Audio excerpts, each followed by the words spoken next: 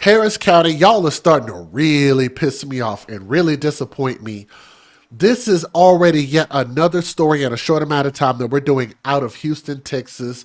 We've had some of the worst stories in the country that have come out of Houston. This is definitely no exception. And I'm going to tell y'all why this story bothers me more than other stories do, because it actually kind of involves some of my family members who have behaved in this way, that I could see this being a very, very similar thing. And I just get really scared about this type of stuff going on. So we're going to talk about this thug ass fool here in just a second. But before we get into the details, let me give you a disclaimer about my channel. Some viewers may find the following content offensive and controversial. The information in this video comes from multiple sources, including court records, official police charges, news web articles, and interviews. This video commentary also contains my personal opinions about the facts of this story. The point is to use this story as a cautionary tale in hopes of preventing tragedies like these to children going forward. Viewer discretion is advised. That is your official disclaimer.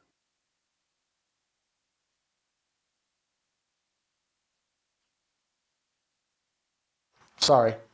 I'm pulling this story from people.com, so thank you for the article. Sorry, I had the mic on mute. But y'all know I have a lot of hashtags, and I want y'all to start posting some of my hashtags if you remember them. Hashtag when you date thugs, you date death. Hashtag the thug zoo. Hashtag stupid is and stupid thugs. Hashtag you live by the thug, you die by the thug. So many hashtags that I've created over the years. And the reason that I say these things is not to just disparage people just for the hell of it. The reason is because I want you to think when you're in these situations, you be like, oh, yeah, that's right. I heard that on the AFC podcast. And they said to watch out for these situations, watch out for these people, watch out having your kids around these folks, living and dealing with these people, because it has dire effects. And I'm talking about years and years and years of research and years and decades of me being black and decades of me being in the hood and decades of me being around fools like this. And I'm trying to tell you, there is a elevated, heightened level of danger when it comes to dating a particular type of person who is not a law-abiding citizen or even a drug head, right? I get, and I thank you for those who shared stories in my chat that said that they actually knew some of my hashtags and they had that experience go negative for them and they had somebody in their family that they lost. So my heart, my thoughts and prayers go out to you. I use these stories as cautionary tales so we can save someone else from not being the next person that goes through this. That is my goal. That is the goal of my whole podcast. That is the goal of my words. So from people.com, a Houston man has been charged with murdering a woman who actually is his sister and a child after holding them hostage in their own apartment, according to police. So police found Kendrick Rayvon Fisher, 29 years old, this fool. They found him asleep on the couch of the apartment where they located a fatally stabbed 28-year-old female victim who ended up being his sister and a 2-year-old little baby, that angel right there, who was his niece. And this was at the 12360 Richmond Avenue at around 3:10 a.m. on Friday, November the 29th. So this was only a week ago, the Houston Police Department said in a release. The victims were identified as Fisher's sister, Janine, and 2-year-old daughter, Carly, by family members. And they both have different last names. If I need to get the last names, I can pull them up for you. Let me see if I can find them real quick. I don't know if I have them up. If I don't have their last names, then we'll talk about it here in a little while. Let me see. I don't. We'll pull it back up here in a little bit. So for now, the mom's name, his sister, is Janine, and the daughter's name is Carly, Karlie. Authorities attended the property after a caller claimed the woman and a child were being held hostage within an apartment. HPD Homicide Division Sergeant M. Arrington and officers K. Clark and M. Nicotra stated in a release. The citizen was concerned for their safety and told police a male suspect, who was Fisher, was inside the apartment they added. After locating Fisher, officers searched the apartment where they found the deceased victims with multiple stab wounds, which means that comes from a hateful place because it takes a lot of energy to stab someone to death. It takes a lot of energy and a lot of hate to kill somebody in that manner. They were pronounced dead at the scene according to the release. Police say that Fisher was found during his arrest with injuries that were consistent with a physical altercation and blood on his clothing.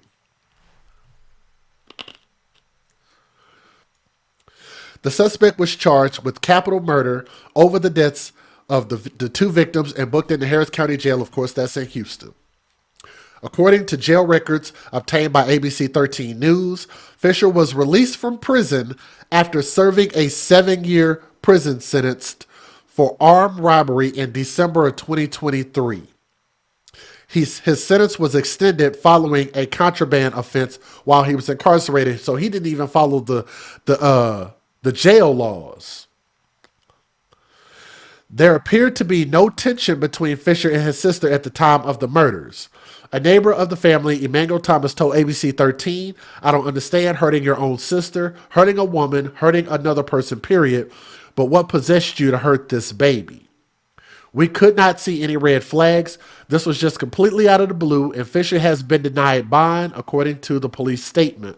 So here's what I read actually in a whole nother article. They say that this man was on drugs, that he just blacked out and he took it out on his sister and his niece. This was his sister and his niece. Beautiful little angel right there. Here's the reason why this story bothers me, and I'm not going to tell y'all who it is in my family, but I have a family member I sent this article to, and I said, see, this is why you don't let people stay with you. I know you have a good heart. I know you mean well, but for the safety of you and your kids, you cannot help people. Stop letting people come live with you to try to help them get a leg up. Just in this society, especially when you know people might have substance abuse issues like alcohol or drugs or whatever the hell it is, you just can't, especially when you are a parent. Your children have to come first. That's why this story bothered me more than anything, because I have a situation like this in my own family where you just have to keep a level of distance from certain people.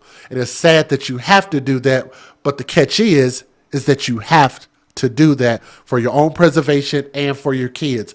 Put your kids first. This is a situation that should have never have happened. She's got her own daughter, and that's all she should have had to worry about. So it's just really sad. Federal law allows citizens to reproduce, distribute, or exhibit portions of copyrighted motion pictures, videotapes, or video discs under certain circumstances without the authorization of the copyright holder. This is called fair use. It is allowed for purposes of criticism, news reporting, teaching, and parody, which doesn't infringe of copyright under 17 U.S.C. 107. And if you guys have personal stories that y'all want to share, please type them in the chat. But I had somebody in the chat earlier. I'm not going to say the name, but if they want to repeat what they said in my chat earlier, they said, Jay, I've been watching you for years, and I know what your hashtags are. I know what your stance is. And I still chose to date a thug, and that thug ended up killing my child. That's somebody that's actually in my chat right now. And that broke my heart because I'm like, damn. We have these stories as cautionary tales. We hear them and we always think, and I'm going to look into the camera and say this. We hear these stories and we think, well, it's not going to be me. I'm the exception. I think I can change this fool, this thug, his bad behavior. He'll change for me. The catch is this. You look at these 1 or 2 situations, but you don't look at these 1 or 200 situations and say, that the larger number says that this is not going to happen.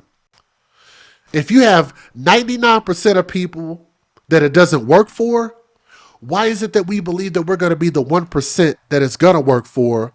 And that's what we go with. And that's where our logic goes. And I think that that's just, it's bad thinking. It's just bad practice. So I'm sorry To that person in my chat that lost your baby behind love, but when you date thugs, it is a horrible, dangerous thing to do because these people are usually not law-abiding citizens. And I want y'all to remember when I say the word thug, it does not relate to a skin color. It relates to an action. And anybody who is not a law-abiding citizen can be a thug. And I'm encouraging all my ladies to stop dealing with people that are not worth your time and not worth your safety risk, not worth your future, and start valuing yourselves better than what we've been doing, okay? Here are the news videos. Let's get it. Only on 2 tonight, a grandmother is processing the death of her daughter and granddaughter. Houston police say the suspect is their family member. Kendrick Fisher is charged with capital murder. He is scheduled to appear in court tomorrow where we expect to learn a little bit more about him. KPRC2's Real One Belogan is live in West Houston with an HPD substation update. Real One? Daniela, this is that substation where the family of Kendrick Fisher said they made repeated efforts trying to get someone to get him a mental health evaluation. Fisher right now remains at Harris County Jail ahead of his next court appearance scheduled for tomorrow. He's accused of killing his sister Janine, or Mimi, and her 2-year-old daughter, Carly, in their West Houston apartment on Richmond Avenue. Now, Janine is described as a devoted mother, precious daughter, and loving sister who, along with other family members, claimed they tried getting Kendrick help. Fisher was released from prison last year after his conviction of aggravated robbery with a deadly weapon. Family members telling us they noticed a change in him and his mental health and tried getting him help but were unsuccessful. They say the night of the killings, the family claims the victim, Janine, called police beforehand. My daughter was able to get to the police and told him, don't knock on the door, because she got a camera up there. Don't knock on the door. Kick it in. Do you think that man came out and did what he was supposed to? He knocked on the door and talked to my son. My son told him whatever he wanted to tell him, whatever question they asked, and he went on. So you're saying the night of the incident, hours before that, your daughter called police, told them, instead of knocking on the door, break it down. Kick the door in. He come and knocked on the door. Now, Houston police telling us this evening that they did make repeated calls to the caller who made that initial phone call to them ahead of that incident, but no one answered the phone, and as they mentioned, no one came to the door. Now, Kendrick Fisher is scheduled to appear in court tomorrow. Their family doing a balloon release for the 2 victims in this case Friday evening. Reporting live, Roman Belogan, KPRC 2 News. By the way, Houston, Texas, America. Everybody, stop doing balloon releases. We shouldn't have to have laws that tell people to stop doing balloon releases. It is bad for the environment. It's bad for animals. It trashes people's environments or property. Stop doing balloon releases. I love it when I see candles. I love it when I see t-shirts. Hell, go grab some chalk and put some chalk on the ground. Draw, flowers are good. Stop doing balloon releases and letting the balloons fly into the air. They're not going to heaven. They're going into somebody's power lines. Stop doing balloon releases. That brutal killing unfolded overnight on Richmond Avenue and Shadowbriar Drive in West Houston. That's across the street from Oatley Elementary in Southwest Houston. Police aren't saying much about the crime just yet, but the mother of a man police are questioning is sharing a lot of information tonight, specifically about what led up to the trouble between family members. Here's KPRC2's Joe Eisenbaum.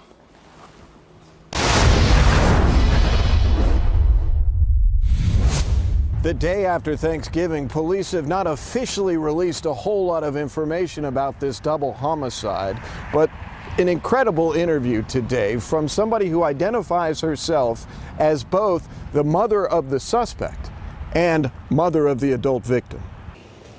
I don't know if he was laced in or what. Her daughter and granddaughter were murdered overnight in their West Houston apartment, and this woman's son seems to be the prime suspect, taken into custody by police. His so-called friends laced him on some fake weed, and it him up. So he come home on a rampage. I put him out. I'm his mom. I put his out.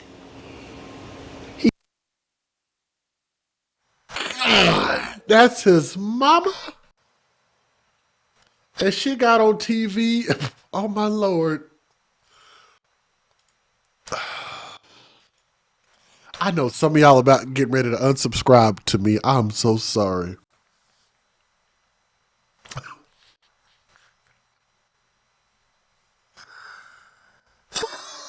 Lord.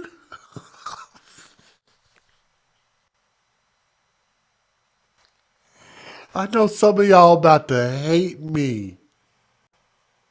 She said, I'll put his ass out.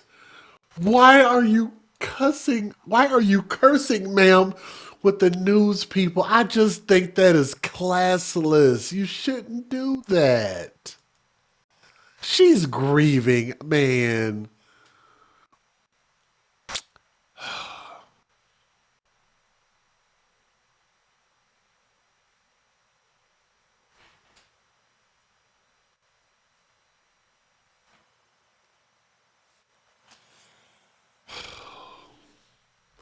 I get that she's grieving. God dog, man. Y'all know what I would have said two years ago, right? 3 years ago. I'm not gonna do it. I'm not gonna do it. But you can tell his mother has some level of issues.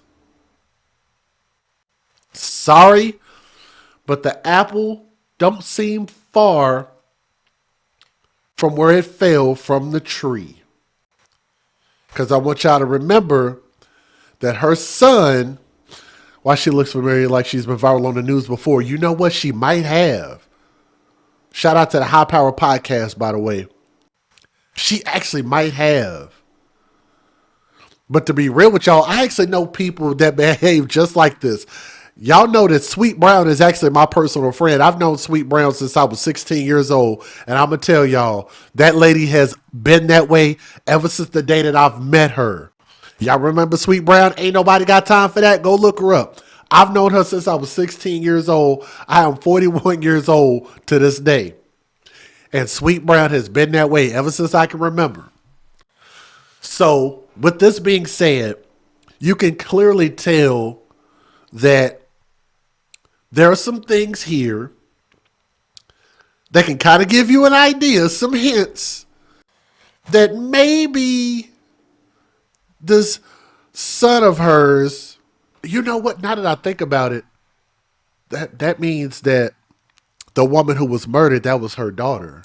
Unless they have two different mothers. If that's the mom of, let me see if I can get her up on the screen real quick, of her. But I don't know. Nowadays, it's like, how do you know? How do you know if they got the same mom or dad? They could be related by way of their dads and not their moms. They could be related by way of their moms and not the dads.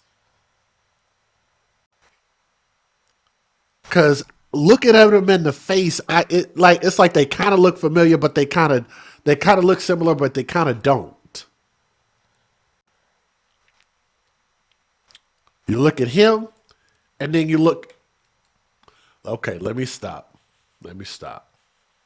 Rampage. I put him out. I'm his mom. I put his out. His mom. I put his out. Taken into custody by police. His so-called friends laced him on some fake weed, and it them up. So he come home on the rampage. I put him out. I'm his mom. I put his out.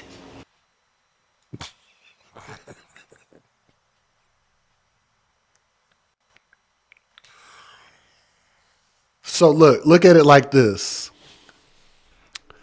You are proud about the fact that you put him out because of whatever issues he has. First of all, how old is this man? He's a grown-ass man. If you ask me, I'm sorry, I just don't have a lot of sympathy for people. This nigga is 29, 30 years old. What sympathy are we supposed to have for somebody who's damn near 30 years old? And you're still having to live off of somebody else's couch? You put him out, and he went to go live with his sister. He ain't got money for a place to stay, money of his own to take care of himself, but he will find money for drugs. He just got out of jail. And matter of fact, I think his sister had been waiting. I think she said a matter of years for him to get out of jail. And when he got out of jail, he didn't have nowhere to go. And she let him come stay with him because she just has a soft spot in her heart. Because this fool didn't have no viable place to go because he just ain't shit. You're proud about that. But his sister picked up his tab and paid for it with her life. He threatened the whole family to kill. That threat may He threatened the whole family. You see that? Wow. have been carried out. The victims aged less than 30 years old and less than 4 years old. They've not yet officially been identified. Mom says her son has already served a long hitch in prison, but she blames police for the murders, and here's why. I want to let you know. This is why I don't like Black Lives Matter or people who have that mentality. Y'all hear what they just said? She says she blames the police. Man, why is she doing that with her eyeballs? It's beyond me. Listen to what they said. Murders, and here's why. I want to let She says she blames the police.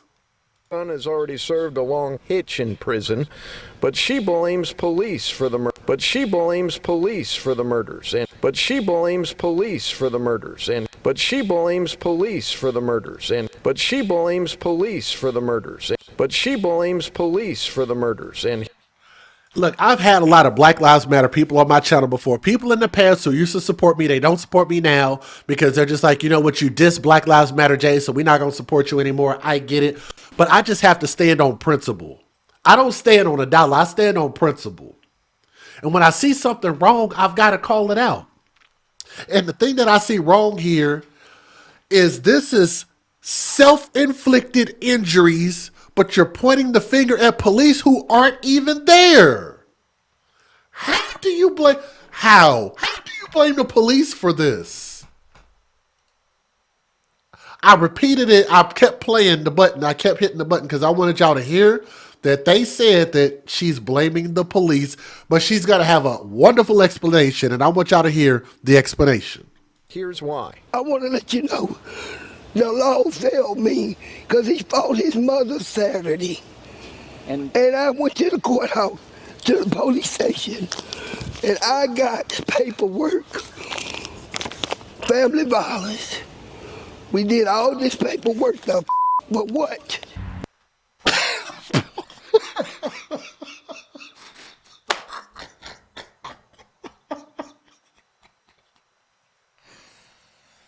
That was the explanation? Oh my Lord, you can't be serious. Black folks love to be victims. Look, this is why I will forever love Princella. I promise you. Shout out to her. She is in the building. I love the fact that you go with logic. If it makes sense, you go with it. Look, this is logical. It makes sense. It's the truth. Why are we perpetual victims? We are always looking to point the finger at somebody else rather than saying, you know what? Maybe me as a parent, as a mother or a father, maybe I effed up. Maybe I didn't do enough as a parent. That's what the good parents do. I'm going to tell y'all something. If I was to get in trouble, I can guarantee you my mother and my father would lower their heads and they'd be like, where did I go wrong with you? What did I do wrong? Why are you in this situation? Because I did something wrong. That's what a good parent would say. If my daughter is failing in life, and getting in trouble and getting arrested and getting in trouble and doing all of these bad things, I'd be looking at myself as a dad saying, damn, I failed you somewhere. There's something I didn't do good enough. I didn't give you enough. I wasn't there enough. I didn't talk to you enough. I didn't educate you enough. I failed as a parent. That's what a good parent would do. I wouldn't say, well, it's the police fault, y'all. It's the white man fault. White man had his foot on my neck, y'all. It's white supremacy, y'all. It's because y'all racist white people went out and voted for Donald Trump, y'all. It's all the Republican fault. That's why my son decided to go out and go smoke crack and meth and smoke wet and get high. And it's because of the police, y'all. They put them drugs in his mailbox, y'all.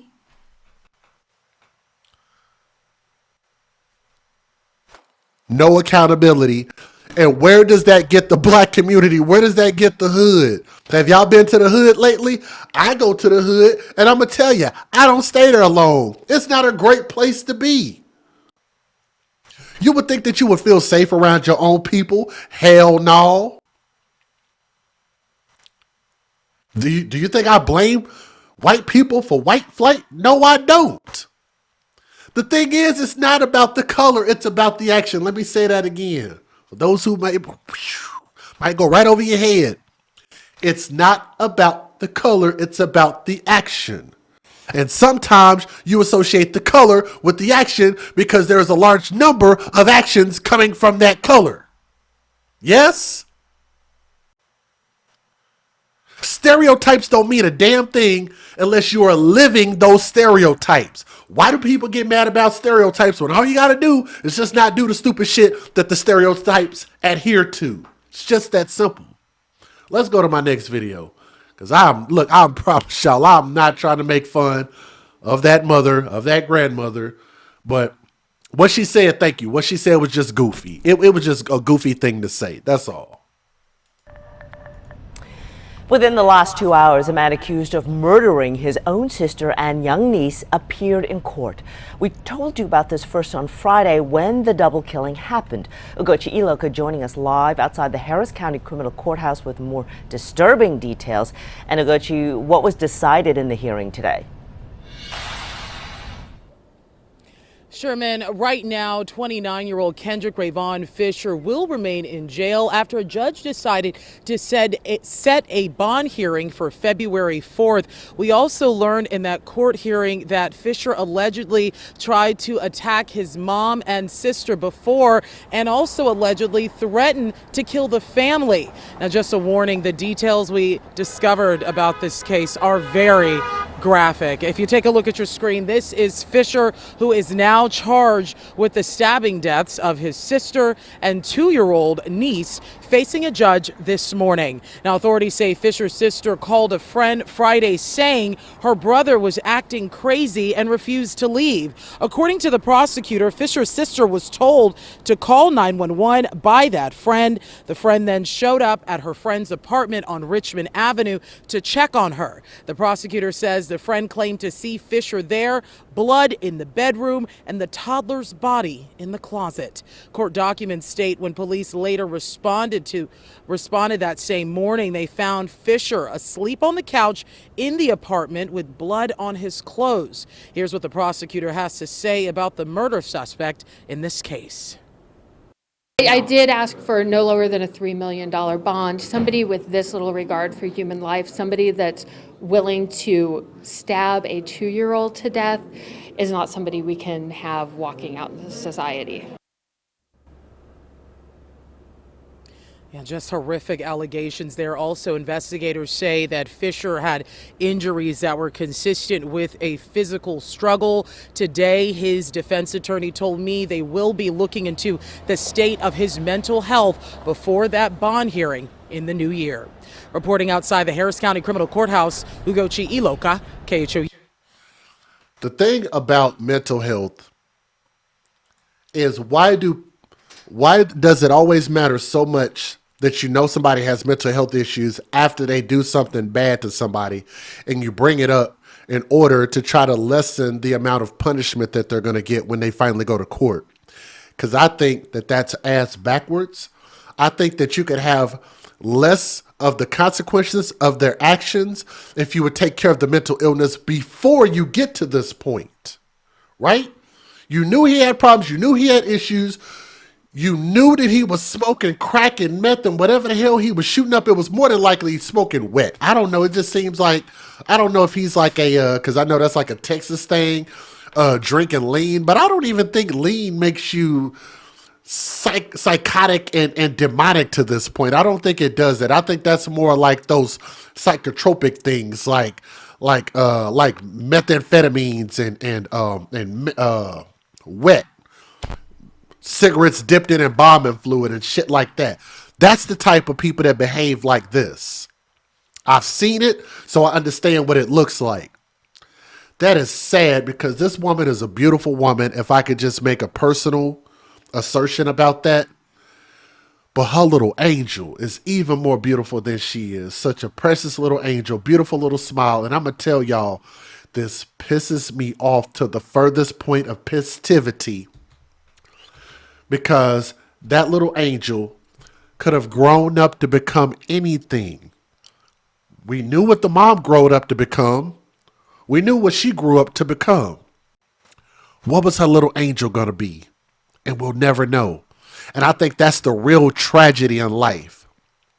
When we as adults make decisions that we think is only going to affect us, when I have to remind my family members, like I told them, and that's why I sent them this article, and I'm like, look, you do stuff and you help people because you think that the only risk is to you.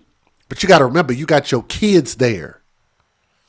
And you cannot make a decision like that knowing that your kids are there, because now you're involving more innocent lives than just your own.